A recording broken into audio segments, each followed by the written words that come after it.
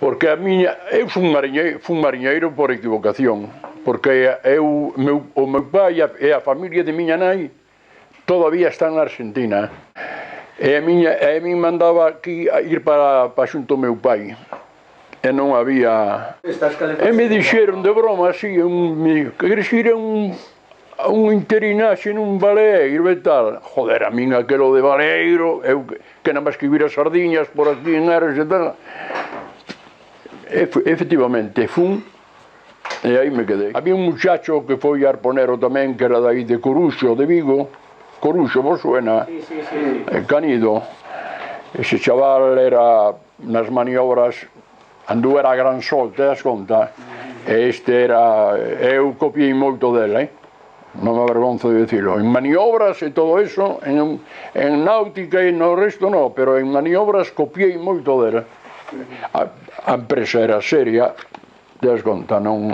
Viñamos para casa de xaneiro, febreiro, marzo, hasta abril, que volvíamos.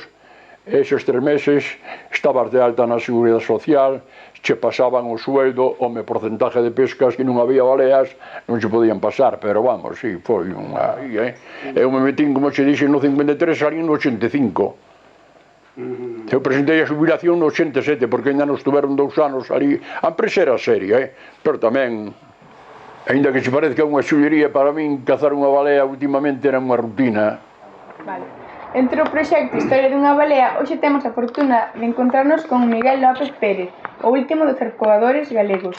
A bordo dos baleeiros Cabo Morás, Carrumeiro, Ipso 1 e Ipso 3, perseguiu ao Leviatán polos mares galegos entre os anos 1954 e 1985, sen lugar a dúbidas. Don Miguel é a memoria viva do que foi a caza de baleas en Galiza no seu período álxido. Bos días, don Miguel. Bos días.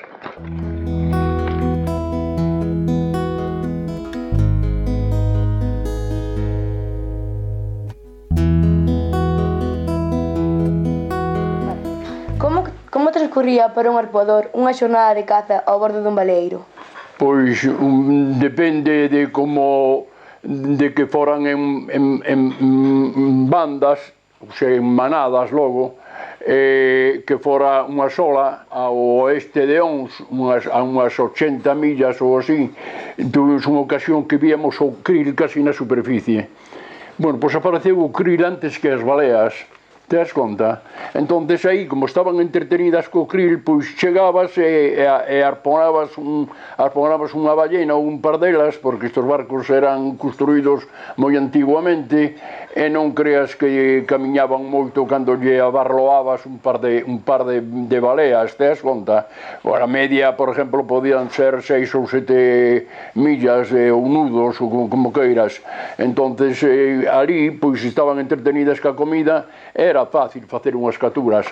Ahora, cando andan navegando ou elas saben que as están perseguindo, xa a tarea é un pouco máis difícil. A balea acercas para darlle o tiro máis certero, que pode ser o segundo tiro, dicíamos, e tal. Ali na amura do barco vai un tiro e outro tiro. Este é un arpón. Vai metido no cañón hasta aquí. Ves? No cañón, nada máis que queda esta cabeza fora, ves? Sabes que a balea ten o vientre plisao, como se fora un acordeón, te das conta? E nós, en un principio, insuflábamos aire, e logo se marcaban, se era 8-3, lle poñíamos 3 cortes, 3 subes, te das conta? Se era, por exemplo, a factoría de Vigo, para ir un pouco ao sur de Portugal, a Berlingas, hasta o Cabo Roca, o San Vicente, ou tal. A factoría mellor situada é a de Caneliñas, en Finisterre, é a mellor situada. E a daqui de leste, últimamente, que durou pouco, porque se quedou a Lúmina con todo, aí fuxeron un bon negocio con eso, pois ibas máis ao Cantábrico, te das conta? Ao estar a factoría en terra, non podías ir máis alá daquelo. Por que? Porque se non chega en malas condicións, te das conta? Se pudre a carne, o aceite dá máis acidez, O sea que non... Os noruegos tiñan 4 factorías flotantes. Que che digo que as factorías flotantes? Onde están as baleas? Na Coruña? Vamos para Coruña. Están en Vigo? Vamos para Vigo. Nós non. Nós temos que limitarnos a aquela distancia porque a factoría está ubicada, chamañe Balea en Vigo, chamañe a de Corcubión ou chamañe a de San Cibrián, que non había máis. O señor que iba de oficial comigo me dixo, coño, navegamos de noite, vamos a aparecer ali e tal. Efectivamente, así foi, estaban montunas. Bueno, pois mentimos 1 hora en cada bicho. Non nos las querían pagar, porque collimos na ruta bo tempo, unha calma tremenda, e eso chegou o animal en condicións de non ser, ali non se aproveitou nada. E me dice o jefe de personal de Cangas, me dice, Miguel, non vayas a onde fuxes ayer porque as baleas produción 0. A faena máis grande que fixen foi 10 cachalotes. Dice, os cachalotes non os pagaban igual que as baleas, igual. E dice, por que 10? Porque amanecimos con eles, te das conta, aí a altura de Finisterre, e chegamos con 7 á factoría. Porque collimos elemento de proa, te das conta, bim pam, e hubo que, xa te digo, chegamos con 7 á factoría.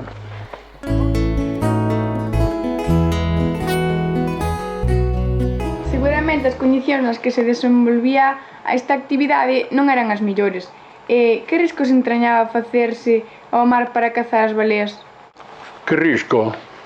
É un oficio de bo tempo. Home, eu me teño volteado así de cu para a proa e agarrarme, porque o barco meter...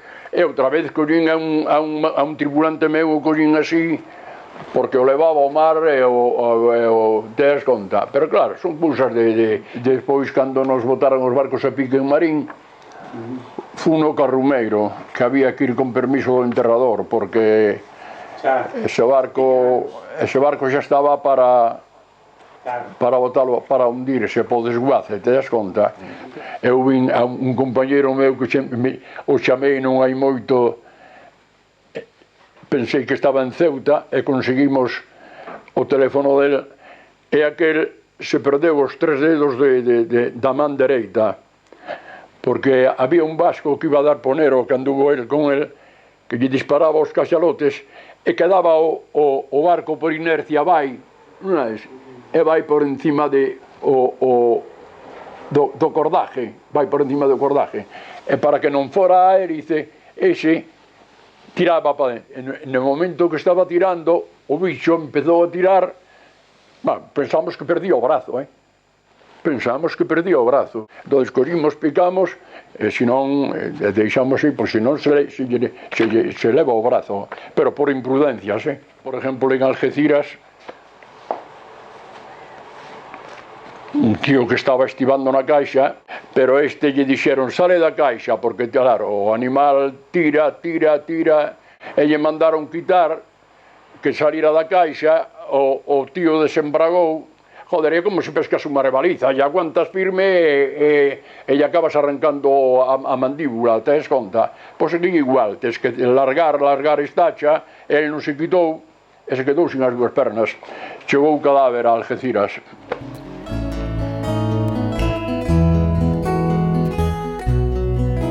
Que tipos de baleas se cazaban en Galicia? O que máis abundaba aquí nas factorías nosas era o cachalote.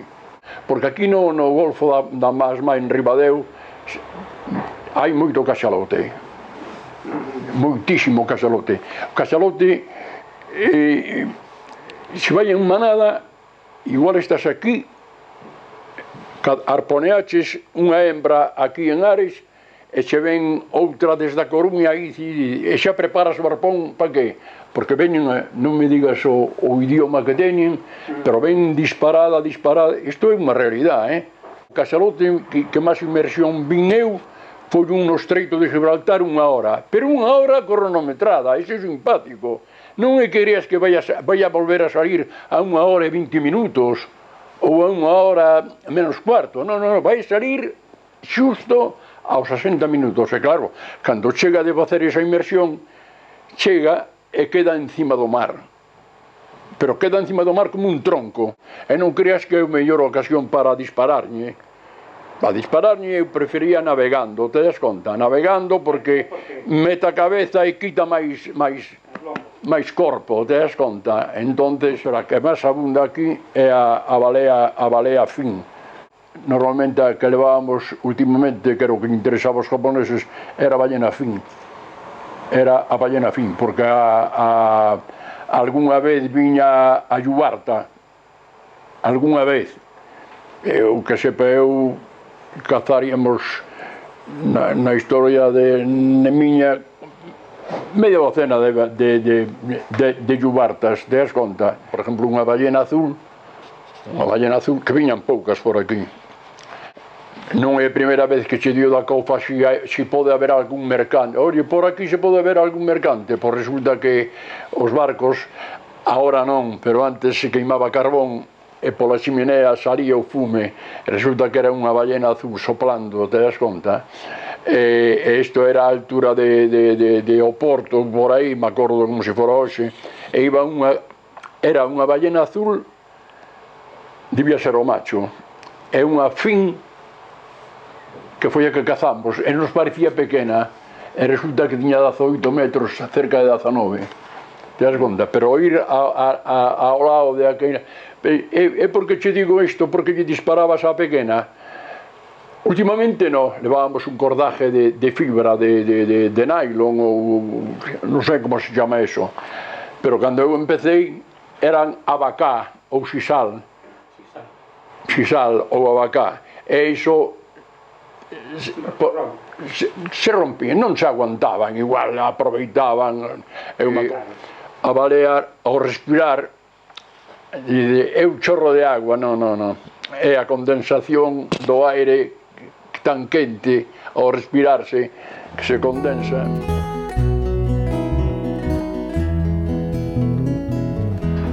Unha vez en terra, as baleas eran despedizadas na factoría. Que era o que se aproveitaba delas?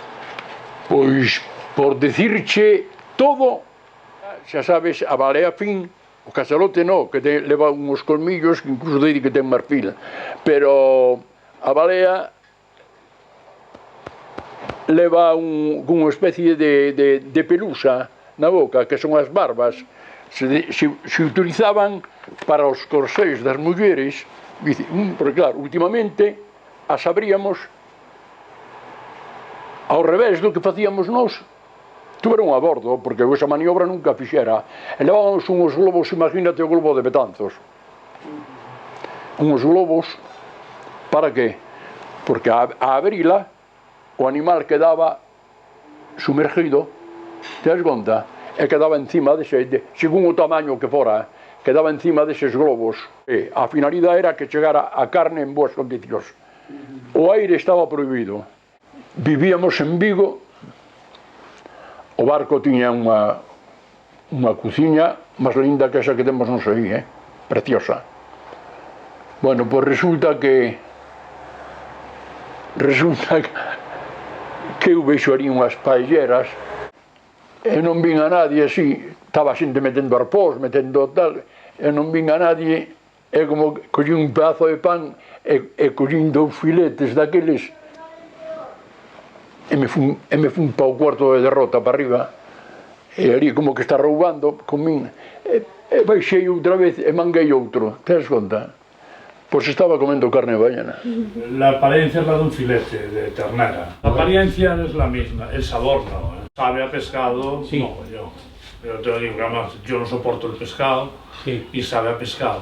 Tiene una historia, ¿no? Que normalmente que era como lo prepara mi madre, y hay que desangrarla mucho y se desangraba en leche. Se metía en leche. Entonces ese sabor del pescado lo perdía. Por ejemplo, yo caliente no la soporto. Pero ella la preparaba con salsa de tomate y yo fría, por ejemplo, sí que pierde. Si sale desangrado en leche, pierde totalmente el sabor al pescado. Entonces yo fría la como perfectamente. E para cosméticas, lubricantes de aviación e de todo eso. Bueno, pois me dixo que estaba o gramo de ouro naquela época, o gramo de ámbar igual ao gramo de ouro. Os japoneses viñeron últimamente a bordo, estuveron na nosa casa na Coruña, estuvieran, te acuerdas daqueles dos japoneses, para que o personal xa aproveitara as vísceras, as querían. E o personal dixo que non interesaba, porque lle subían moi pouco a prima de pesca, tal e tal. Se aproveitaba todo, é o que quero decirche, que se aproveitaba, os japoneses levaban todo.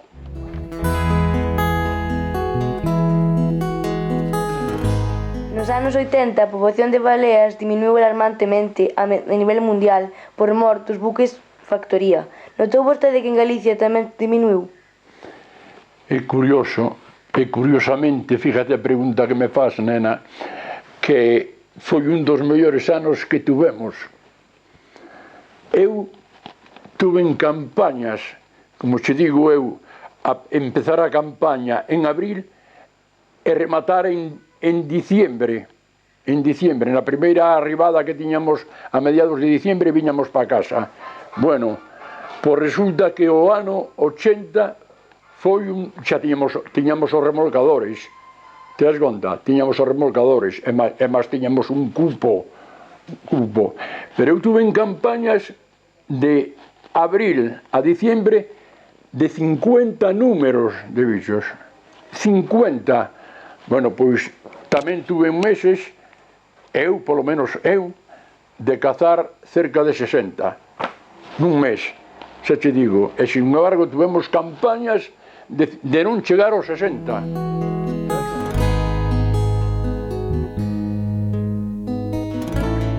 Debido á presión dos grupos ecoloxistas no ano 1985, estableceuse unha moratoria internacional que rematou definitivamente coa caza das baleas. Como viviron os traballadores galegos este axitado período que puxo fin ao século de tradición baleeira en Galiza?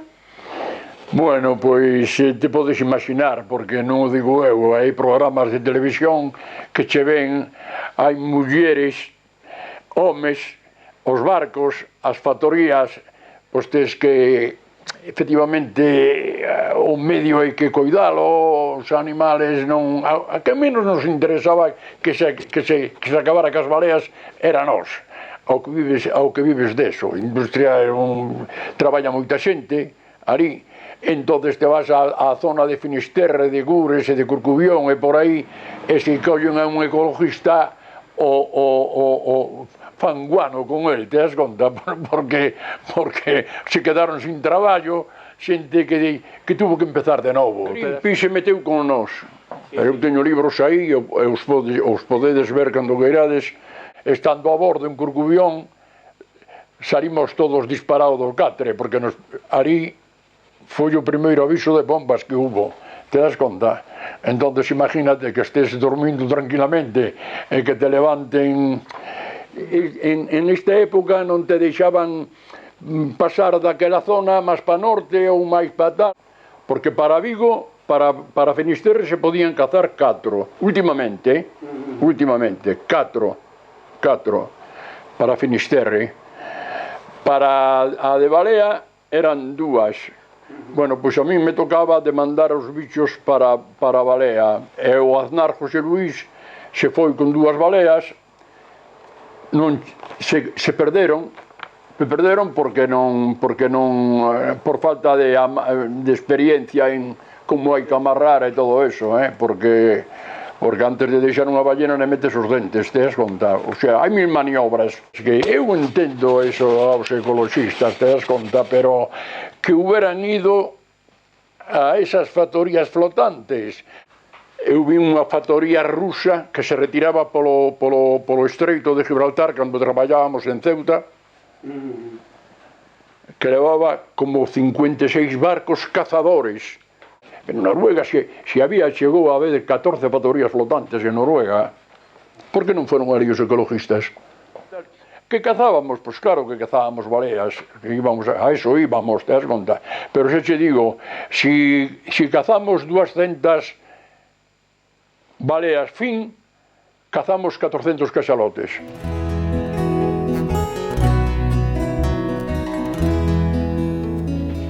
Cree que se deran as condicións favorables poderíase reanudar a caza de baleas aquí en Galicia? Non sei aquí en Galicia, de feito o que quería saber eu era se os xaponeses e os rusos e algún país outro por aí que non hubo moratoria para eles, me pregunto por qué, e aquí en Galicia non sei porque é unha pena porque por aquí pasa moito animal desos, te das conta? E todo o que sea traballar e industriar para min é bo.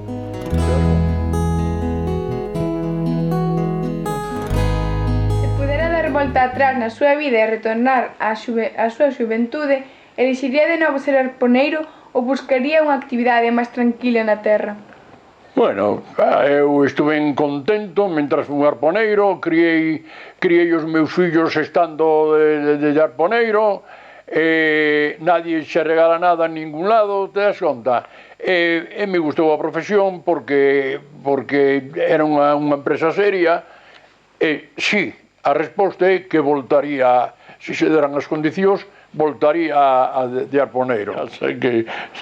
O que pasa é que estou, non sabes, como Gilichu, de mamá para el nicho. Pois máis nada, don Miguel, os alumnos e alumnas do CPI dos Dices en Rois queremos agradecerlle de corazón a súa amabilidade en atendernos e desexarlle que podes ir gozando por moitos anos do descanso merecido despois dunha longa vida de traballo. Moitas grazas. Amén.